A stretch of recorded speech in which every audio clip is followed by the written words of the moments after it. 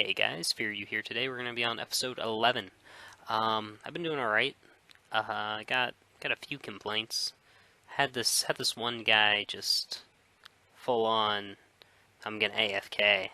Um, having I was like going on a very like, I expect like so one of those games in like every so long, and I was going smooth and so saily, and then or sailing so smoothly, and then that came along. I was just like, ugh, why? I was having like literally just one of my best games. I think I was at like 500 GPM at like the 9 minute mark. I was playing like Pyro mid, had like Portal Key, Boots, Bottle, and Chalice all at the 15 minute mark. I was like, ugh.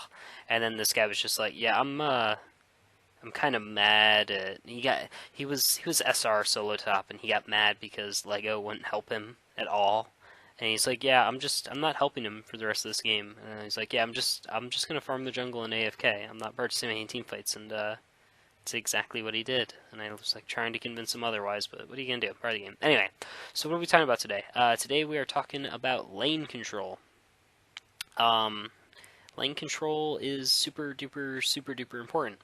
Um, and what's lane control is such a simplistic word. It's controlling your lane. At the beginning of the game, everyone has about the same, lane control. Everyone has the same farm. But then a game can progress, and maybe your bottom feeds twice, and now if you go down there, you're just gonna die. You don't have any lane control, and their carry is getting free farm, and you're like, oh no, their Swift Blade's getting free farm, or their Dark Blade's getting free farm, or their Mage Bane's getting free farm. Help, help! And you've lost lane control. Um, we're gonna just analyze the beginning of it, and how to obtain it at the start of the game. What's the easiest way in these low level MMRs to obtain lane control?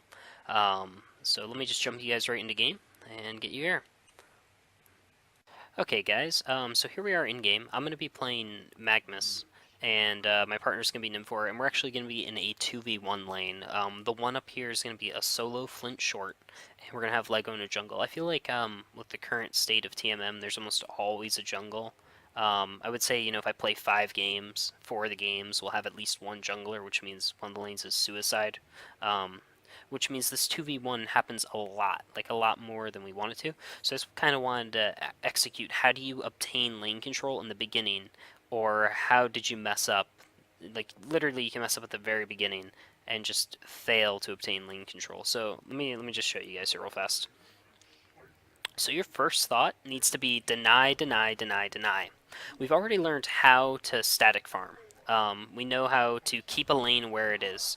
So our goal is to move this creep wave from here to here.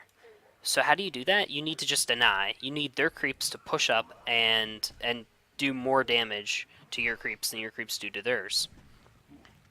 Why do you want this? Well, this is the biggest reason. This Flint, right?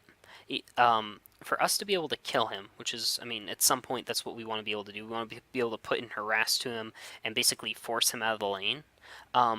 If he's right here this whole time, he can easily back off to the tower. Like, yeah, sure, Nymph lands the stun. Let's say I was up more and I had a follow-up stun and we were a little bit higher level. He can still easily back up to this tower and escape. Whereas if the wave was here and we put on the harass, he has a longer way to run to get safe. That's standard positioning. So this is really important. That's why you want to move the wave to here. So now the question is, how do we actually get the wave to come where we want it, right? So there's a lot of ways to there's actually, hold on, there's actually not a lot of ways to do this. It's actually really easy. There's just a lot of ways to mess it up. How do you get the wave to move? How do you get your creeps to die? The answer is you deny them. That's I know that sounds so stupid and so easy. The answer is you deny them. Okay, well, how do I get the enemy creeps to stop dying so we don't push the wave? Like, how do I stop this creep from dying and so I don't push into his tower where he's safe? He wants to be by his tower. I want him to be by my tower. How do I not kill these creeps? The answer is you don't attack them. What? Don't attack them? How do I get my gold? Just if you don't attack the creeps for just give me just 2 waves of safety and just try to deny your creeps. The wave will move and you will feel awesome about life. and I promise you, it'll be the greatest thing of all time. So now what's going to happen is I didn't actually execute very well in the first wave, and it didn't move. But now our goal is just to deny, deny, deny. If you do want to last hit, you literally need to last hit at like 1 health. If you last hit any earlier, you're going to end up pushing the wave, and that's bad. That's not what you want. I should have already started denying. And literally just deny, deny, deny. Don't deny to try to get the last hit, but deny to move the lane. That's what you guys should be doing. You want to move the lane.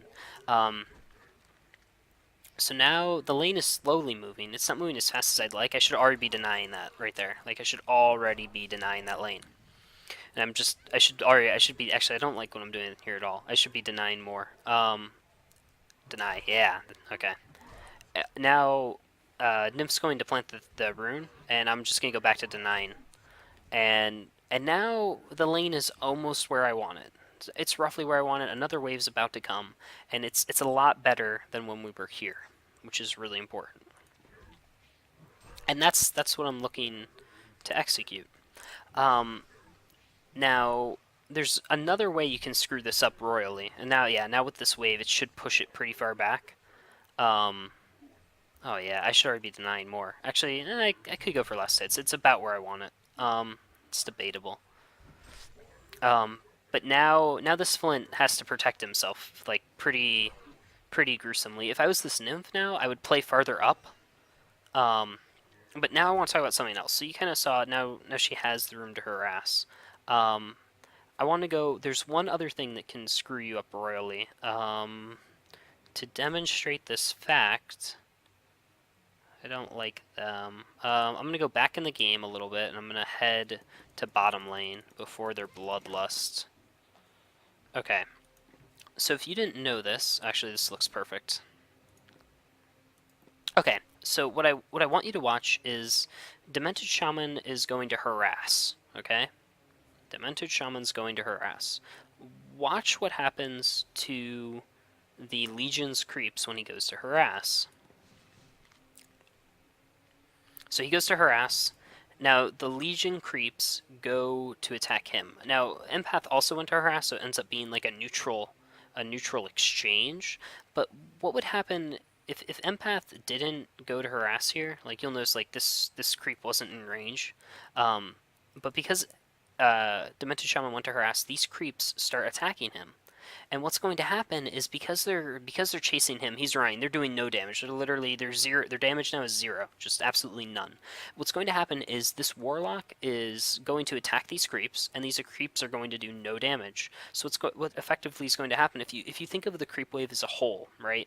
If you think of it as like the creep wave as a whole. So let's say the life totals of all 4 mobs that spawn is 2,000. There's 2,000 health on the creeps total. Well, right now, the damage of those creeps, if each one does 20, we'll say, they can do a total of 80 damage. Right now, that wave is doing 0 damage, and the other wave, the Warlock wave, is doing 80 damage. So what's going to happen is the Legion wave is going to die because they're not doing any damage, and the Hellborn wave is going to push, which is the opposite of what you want. Because like Demented Shaman harassed, so now these Legion creeps are doing no damage, and the warlocks attacking them, and basically this lane is going to push farther up. How can we apply that here? Well, if Nymph goes to auto attack Flint, okay, Nymph auto attacks Flint, these imps right here are going to attack Nymph. The imps attack Nymph because she auto attacks him, and now all these Legion creeps are going to kill the imps that are doing no damage because Nymph is going to run away. And now all the imps are at half health while the Hellborn or the Legion creeps are just smashing on them, which is going to push the lane up. So it's really, really important that you don't harass Flint early on. I know these are very counterintuitive things. I don't want you to attack, right? I don't want you to harass. That sounds really awful, but it's what you have to do until you get literally. I mean, we're 1 minute into the game right now, right? And we have what I call lane control at Let's see. We deny, we deny, we deny, we deny, we deny, we deny. We have lane control about here. We have lane control about here. Literally 2 minutes into the game. For 2 minutes, you need to not attack the enemy and just deny and not attack the Hellborn creeps. That's very counterintuitive. But if you apply that, you're gonna get lane control. So what does that actually give us at the end of this, right? Once we have established this lane control, we get to harass Flint, and when he gets out of position, not only because we've been denying, we're gonna be the same level as him later on, but when he makes a mistake, and now that we're like both now like right now we are both level 3. Me and Flint are both level 3 just because of the sheer amount of denying we've been doing. And what's going to happen is now that I've realized this and like I know we have opportunity, as soon as I feel like he's even a little bit out of position, I'm going to stun him, and if we land a follow-up, he's dead. Or if I land a stun and he makes a mistake, he's dead.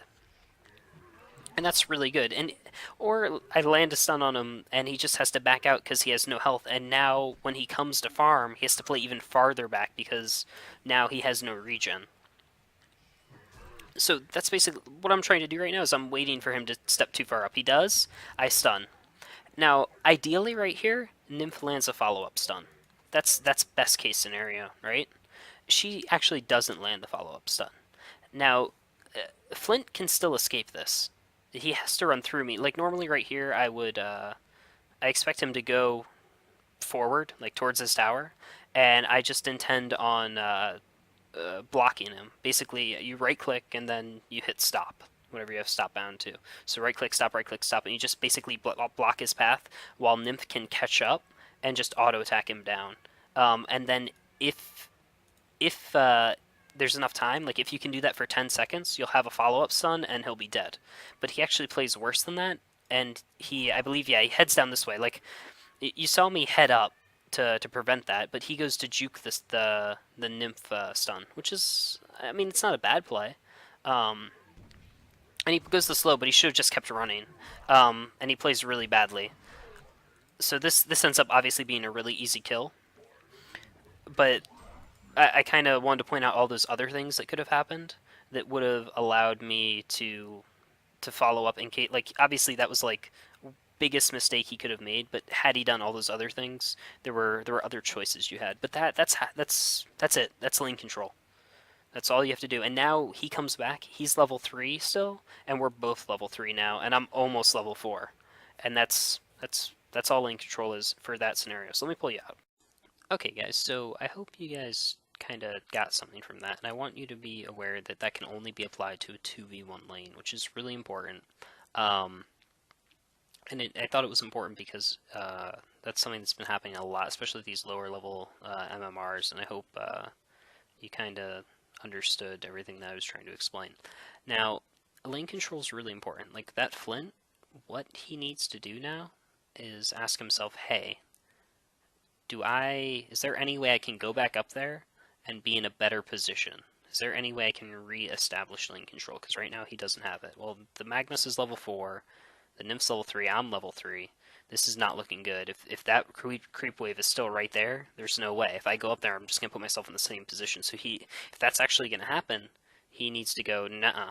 So the first thing he might need to ask is, hey, Legionnaire, can you come help me if I go up there? I'm going to need it immediately. Like, as soon as I teleport, I need help. Like, even if it means you hanging out in the lane constantly. If Legionnaire responds, I don't know, no, why'd you die, you bad? You know, standard troll response. Then you have to give up the lane. It sucks because it's literally, I mean, we're at like 5 minutes into the game, but you either need to go help establish mid or help establish bottom, because if you're not going to get any help and you're going to put yourself in the same position, you need to decide, hey, this isn't worth it, which is really hard.